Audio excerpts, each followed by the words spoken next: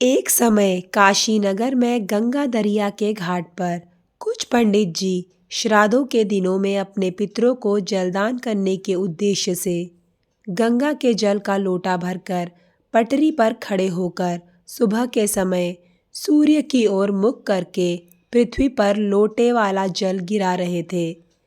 परमात्मा कबीर जी ने जब यह सब देखा तो जानना चाहा कि ये किस उद्देश्य से कर रहे हैं। पंडितों ने बताया कि हम अपने पूर्वजों को जो पितर बनकर स्वर्ग में निवास कर रहे हैं उन्हें जलदान कर रहे हैं।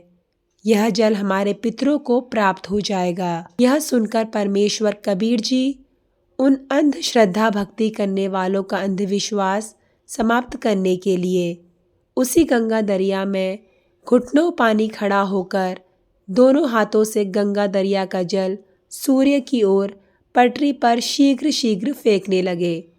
उनको ऐसा करते देखकर सैकड़ों पंडित तथा सैकड़ों नागरिक इकट्ठा हो गए।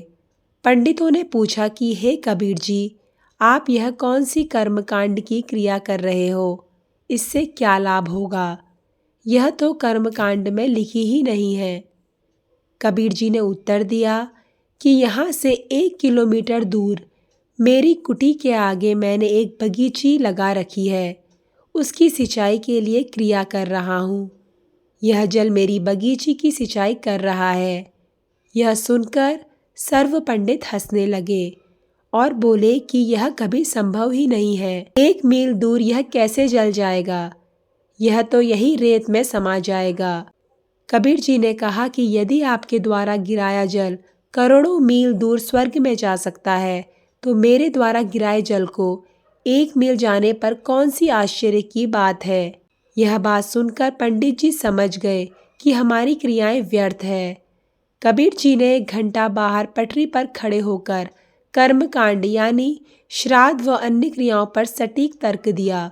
कहा कि आप एक ओर तो कह रहे हैं कि आपके पितर स्वर्ग में हैं, दूसरी ओर कह रहे हो उनको पीने का पानी नहीं मिल रहा, वे वहाँ प्यासे हैं।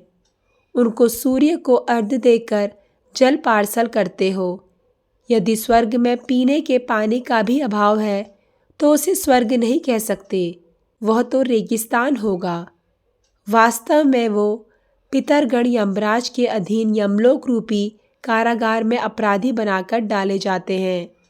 वहाँ पर जो निर्धारित आहार है वो सबको दिया जाता है।